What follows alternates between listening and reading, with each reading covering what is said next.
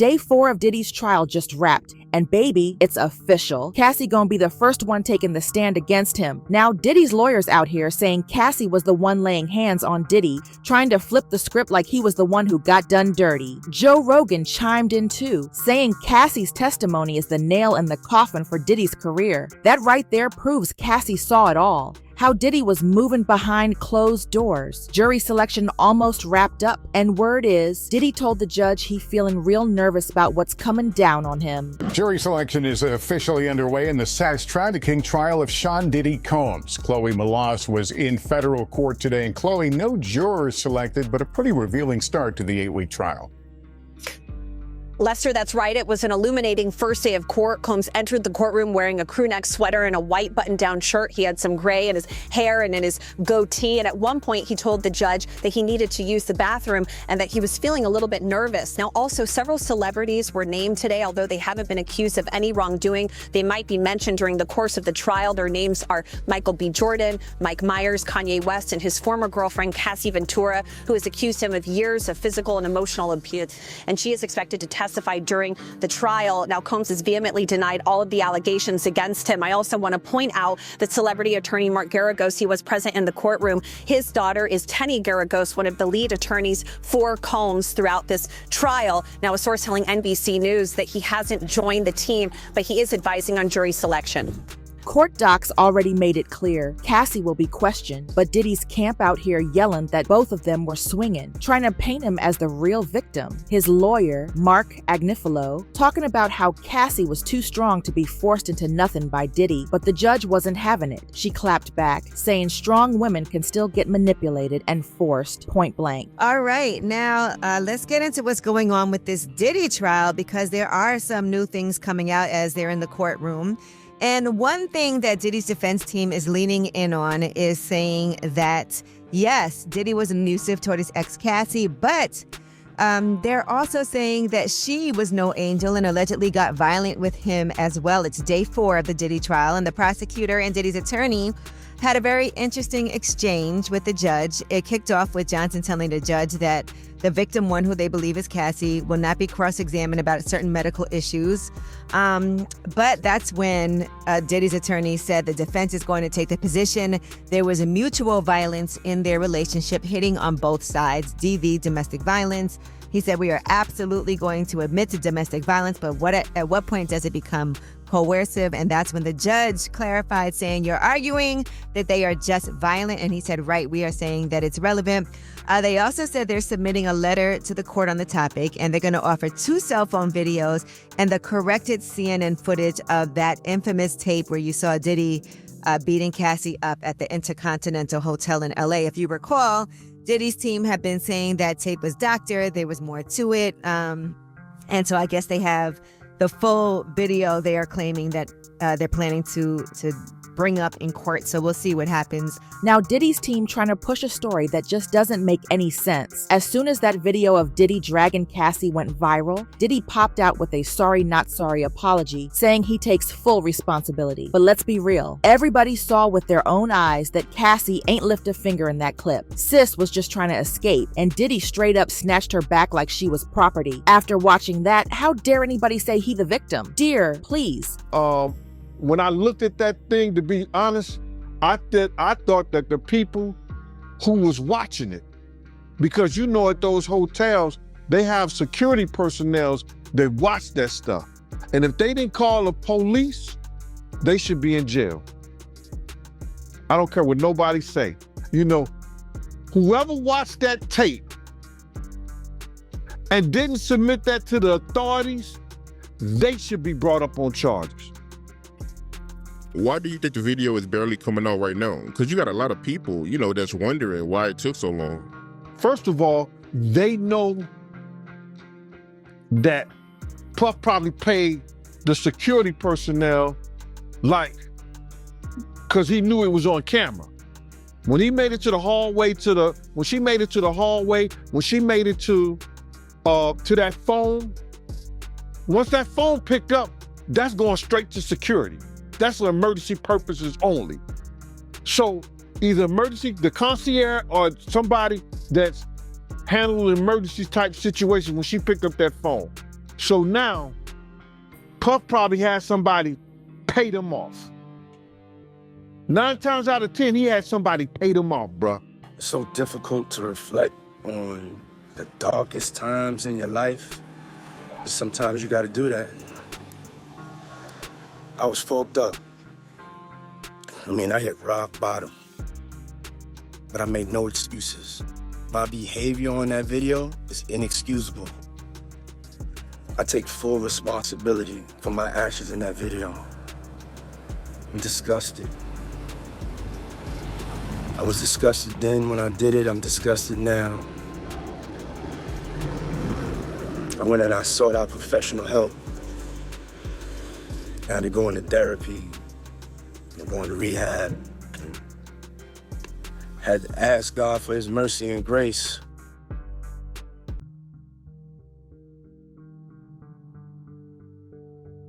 I'm so sorry. But I'm committed to be a better man each and every day.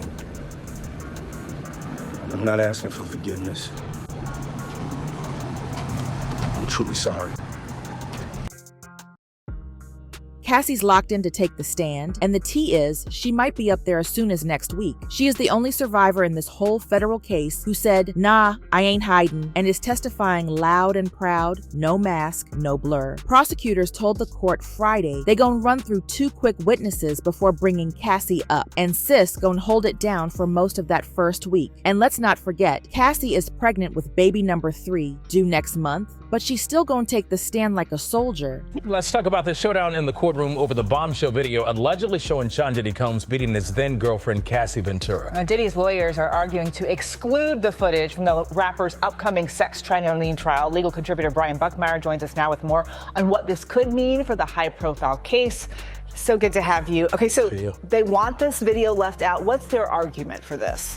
So, Mark Agnifilo, Sean Combs' attorney, is arguing that, and you probably hear this phrase, this is not a true and accurate representation of what the video depicts. He's saying a number of arguments that the CNN had taken this video and sped it up, they kind of chopped it up into this montage, and it's not accurate. He's also making the allegation that the original video no longer exists, and so because this isn't accurate, the jury shouldn't see it, and according to Diddy's attorneys, because the original doesn't exist or it's been tampered with, no video such as this should be presented to the jury. So what does CNN say about these claims? So CNN has come out and said, we did not alter it. We did not change anything. And in fact, they're saying that they do have the original as well. So on multiple levels, Sean Combs' argument kind of falls flat because if it is sped up, and I think there is some degree of it's being sped up, if the original still exists, that can still be used as evidence against Sean Combs, not necessarily to the allegations of such track splitting, RICO conspiracy, or the transportation purpose of prostitution, but to show that this is a force that it was used to keep victim number 1, who we believe to be Cassie in this video, under his control for the purpose of trafficking and this RICO conspiracy. All right, Cassie, she plans to testify against Diddy at the trial, and she's going to use her name. So a lot of the women who have accused Diddy are anonymous. They're Jane Doe or Victim 1. John Doe's. Or John Doe's. But Cassie allegedly, apparently, is going to take the stand and talk about her, obviously that tape of him beating her up at the hotel is what set off this whole thing. You know what I mean? Like, this has just made it matters so bad for Diddy. So now that she is gonna sit up there and like look him square in the eyes and talk about her side of the story, that's not great for Diddy, obviously. No, and like I think also Cassie is a celebrity, right? Like millennials know who she was or is. She had like a booming career back in the day. So I think it also adds some extra zhuzh when you have like a well-known public figure coming forward. Trusted public figure. Trusted and beloved. Yeah. Too. So I think that also will hurt him. She, of course, became public. All of this went public when that video came out from CNN. So it's been revealed who she is already. And now she is not looking to conceal her name. She wants to, put it all out on the table.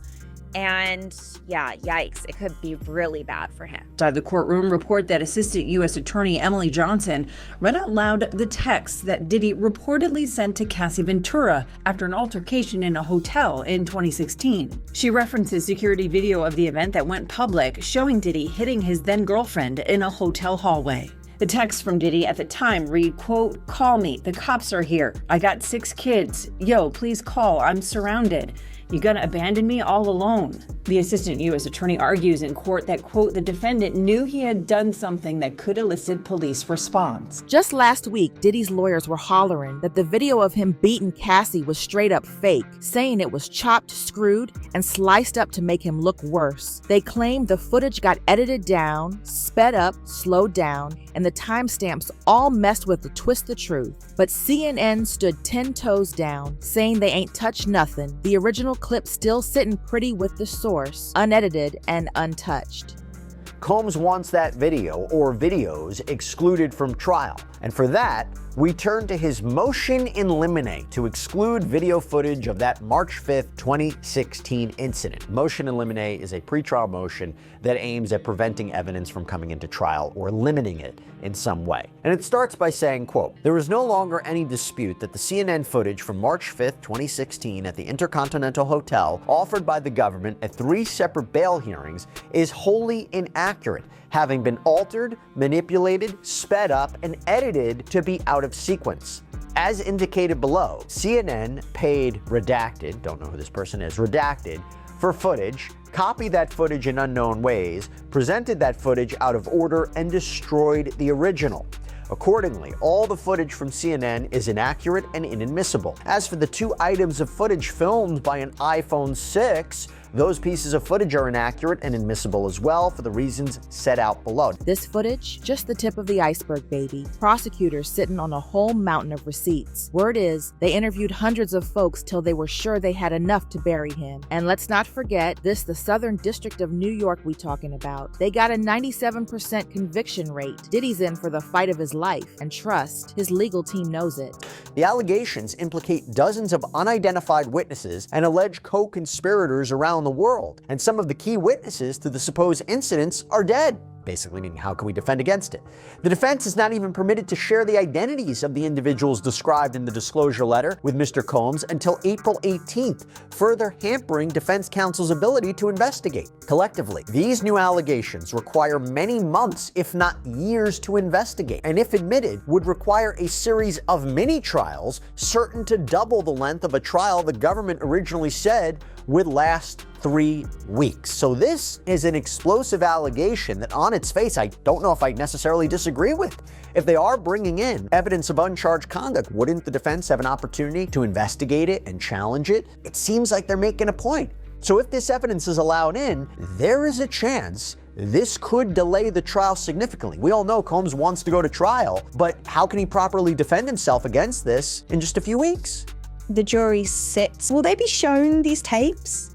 100%. Will they have to watch it in court? Like, during 100% in court in front of a room of people. And so that's the other thing that's awful. They are going to be watching basically for hours on end in front of people. So in front of victim 1, whoever it may be, there's going to be played in the federal courtroom. And victim 1 would have been made aware of this. Oh, 100%. She's probably being told right now, like, this is going to be played in open court. Your sex history, your sex life is going to be talked about in open court. All of this. And presumably then she knows that and she's pushing forward because she hasn't withdrawn. Don't forget this. It doesn't matter if she does or she doesn't. This isn't a civil case. This is the criminal case. So she could flat out tell the federal government, I don't want to participate, and they can say, we don't care. This is a crime. Crimes are against the United States, not against, they keep calling her victim 1, but don't forget, she's a witness to a crime. So it doesn't matter if she went to them and today and said, I'm not participating. Their response, we don't care. Get you in. Now Diddy's lawyers out here doing backflips trying to get them tapes thrown out. They screaming that the search warrants used for raiding his LA and Miami spots weren't legit. Talking about the whole thing was unconstitutional, and every single piece of evidence the feds grabbed should be tossed in the trash. Now, Deshaun Diddy Combs looking to suppress evidence in his federal trial. Senior investigative correspondent Aaron Katurski is back with the story. Good morning again, Aaron. And to you, Michael. You'll remember federal agents from Homeland Security investigations were hardly shy when they raided Sean Combs' opulent homes in Los Angeles and Miami, guns drawn. The jailed music mogul now argues those searches and other searches of his iCloud accounts, electronic devices, and New York City hotel room following his arrest were unconstitutional. His lawyers argue evidence obtained through those searches must be suppressed. Diddy's lawyers say the government presented a grossly distorted picture of reality when applying for the search warrants, omitting certain facts and including salacious details from an unnamed producer that were never credible. Combs has pleaded not guilty to racketeering, conspiracy, sex trafficking, and prostitution charges. The defense is also arguing here his ex-girlfriend, Cassie Ventura, was a willing participant in drug-fueled sex performances called freak-offs, not coerced as prosecutors allege. This latest challenge to his case comes 3 months before trial, and as Combs loses one of his attorneys, Anthony Rico says under no circumstances can he continue to represent Combs. He offered no details about that decision, Robin. Okay, our thanks to you, Aaron. The jury's nearly locked in, and they saying loud and clear, they ready to sit through Diddy's wild freak-off tapes. Diddy's claiming everything on them tapes was all good, grown folks doing grown things. And no abuse happened, but now it's up to the jury to decide if what went down looked like consent or straight up control and force. The other thing I wanted to ask you that I found fascinating is that Diddy reportedly yesterday asked that judge for a bathroom break, telling the judge, I'm sorry, Your Honor, I'm a little nervous today. Were you surprised that he admitted that? And what do you think that reveals about him ahead of opening statements? I'm so glad you brought that up. Look, I've said it before, I'll say it again. The fact that we are going to trial in under a year from when a defendant is arrested and indicted at the federal level doesn't happen. But Combs has been pushing towards this trial date. He doesn't want to spend one more day behind in federal lockup. Having said that, you're now at this case, and the government, this is the Southern District of New York, they don't move forward with a case unless they feel they have the goods.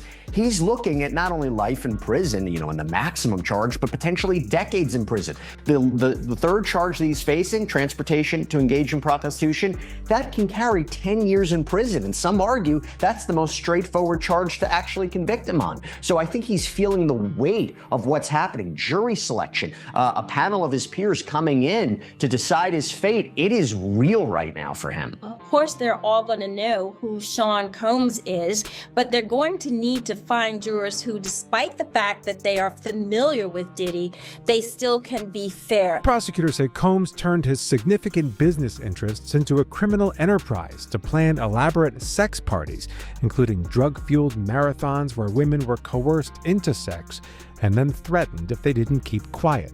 The jury pool filling out a 17-page questionnaire, answering questions about their impartiality amid warnings the evidence is graphic and sexually explicit. The judge has drilled down on some of those questions that they answer in the questionnaire to see whether or not they had any issues to serving in this trial. Joe Rogan been dropping bombs on his podcast, saying what he's heard lines right up with what Cassie's been telling. Diddy was out here hiring folks to sleep with her and even pimping her out to other men. Rogan says it's what happens when too much money and unchecked power goes to someone's head. He wasn't just living large, he was acting like a king with no rules. There's so many horrific accusations involving young singers, children. Yeah, it's disgusting. Insane. He makes R. Kelly look like a decent guy. Yeah. It's so crazy. It is crazy. And meanwhile, the guy was hanging out with Oprah, hanging out with Obama. Easy. Everybody. I'm sure the Clintons were there at some point. Maybe Bill. I mean, everybody hung with Diddy. That's the other tricky thing. Diddy hung out with everybody. And I've spoken to a bunch of people who are like, yo, great dude, always there for you, never asked for a single thing. Till 1 a.m. And then freak off. Everybody says, get out of the house. Yeah. It's like the gremlins start eating after midnight. Everybody tells the stories I saw go upstairs and these dudes are fucking right on the couch. And then I go in this room and these guys are fucking, and it's And pros. Apparently he was getting male gigolos to foot girls. That girls. Yeah, that was one of the rumors, like the freak off. So he would hire the professional dates to have sex with the girls, and I think he would watch. Allegedly, that's what was alleged. I think. Yeah, there's a lot of crazy stuff going on, and that's the other thing. Like, I wonder, like, is that just a power thing? It's a Caligula thing. What does that mean? Caligula, like the emperor. Did you ever see that movie, Caligula? No. It's about just Roman empires being completely out of control. Caligula is like almost like porn, and it was a movie made, I want to say in the 70s. It's a crazy movie. But it's just detailing extreme excess where you can never fill the hole. But what is the hole you need to fill? Like, I'm trying to find, like, what's the catalyst? Chaos. What year was this? 79. Yeah. That's Malcolm McDowell, right? Yeah. Yeah, the dude from Clockwork Orange. Yeah. It's a crazy movie, man. But it's still mild in comparison to what absolute power corrupts. Caligula. Okay, so then there's the question. It's like, can you take a completely normal person, give them power, and then they become that? Or does it take a power-hungry person that has this void that needs to be filled, and then when they are given that power, you see the worst version of them? Ask your CIA boy. I bet he's got the answers. I bet he knows the exact formula. That ain't even new. Jonathan Audie, who called himself Diddy's sex slave, told y'all back in 2018 that May he got arrested after a shootout at Trump's Doral Golf Resort in Miami. And when the cops got him talking, he spilled the tea, and baby, it was boiling. Diddy and Ross was their good buddies, okay? They're gay. Who? Both. Diddy and Ross. And Cannon. They're all gay. You just tell if Rick, Rod, and P. Diddy, they all gay? Yeah. That Cannon is a Hamas supporter. what was who supporter? Hamas. Hamas. Yeah. Yeah. Sorry, I said that wrong. I don't know. Hamas supporter. Right? I had sex with Cassie and Sean.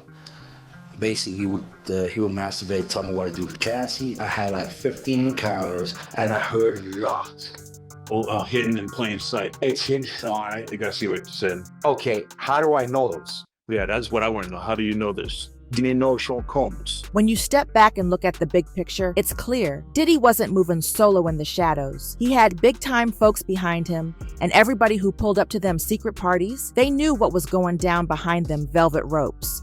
I don't know. There's a lot going on. A lot of rumors are flying. The rumors are that Diddy was running some kind of Epstein-type deal where he was filming everybody, right? That's the rumors, yeah. I don't know that there's any proof or anything other than that. The thing is, like, we're getting the rumors from the internet, and the internet thinks that the Taliban took out that bridge in Baltimore. So it's like, who fucking knows? Who knows what's real? That's what Diddy's lawyers, I think, said. It was like that these are just trumped up charges. Not trumped up, I don't think they said that, but like bullshit charges. Dude, when Homeland Security invades your house, You got problems. with dudes with guns and body armor. There's Someone said that they weren't there to take stuff. They were there to delete everything. Like the real people that were in there, you know. Oh, Like that's the same funny. thing with Epstein. Oh, that's funny. Yeah. That's fun. Of course. There's layers upon layers. When you get into these fucking conspiracy theories, man, they never end. They never end. There's just layers upon layers upon layers. It's fun to talk about. It is fun to talk about. It's hard to know what's true. But why people genuinely love it when someone like Diddy gets caught, though.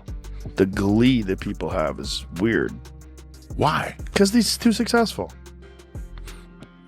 Also, that's like, there was always so much East Coast, West Coast that's still like in the zeitgeist, you know, like with Biggie and Tupac, and they're all hating at each other, and they both got killed, and there was a lot going on. And then there's people that thought that Puffy was involved and Suge Knight was involved. Now it's coming out that some of these big-name celebs who might have been victims of Diddy and his whole twisted clique are getting ready to speak up. Word is, Jamie Foxx done stood on stage and said Diddy was the one who poisoned him in 2023. Yeah, you heard that right, poisoned.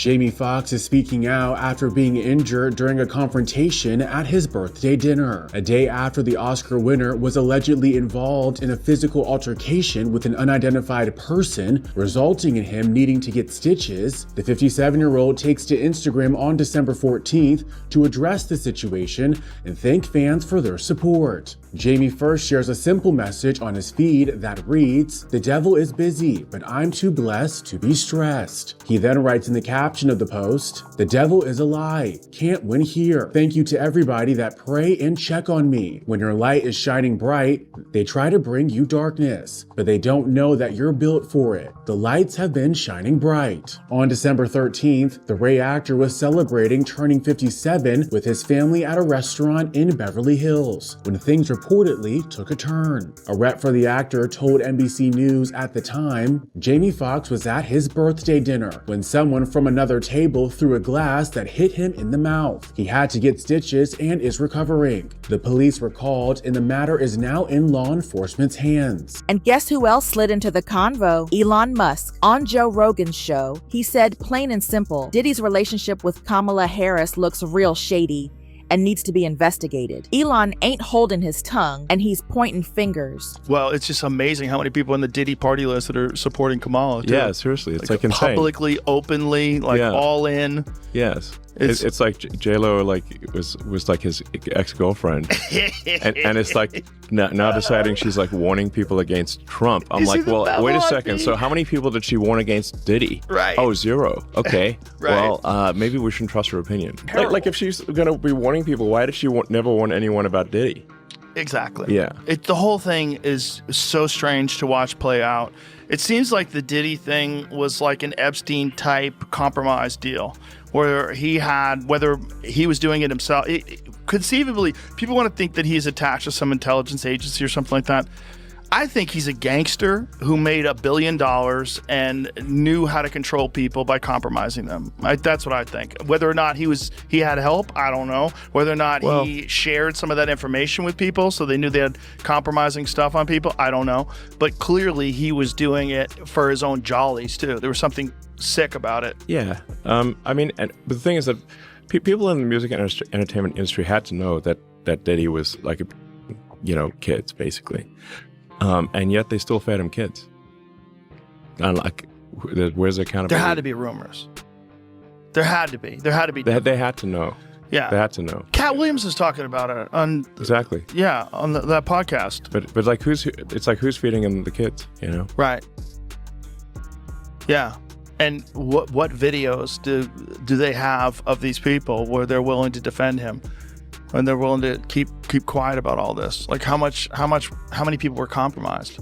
Yeah. The whole thing is fucking crazy. With Cassie about to testify, Joe Rogan calling it like he see it, and the feds rolling out tape after messy tape, Diddy's kingdom is crumbling quick. Don't blink. When them opening statements drop next week, everything gonna hit the fan. Every tape, every witness, every dirty little secret. So smash that subscribe button and turn on your notifications. You don't want to miss a single jaw-dropping moment as this trial blows all the way up.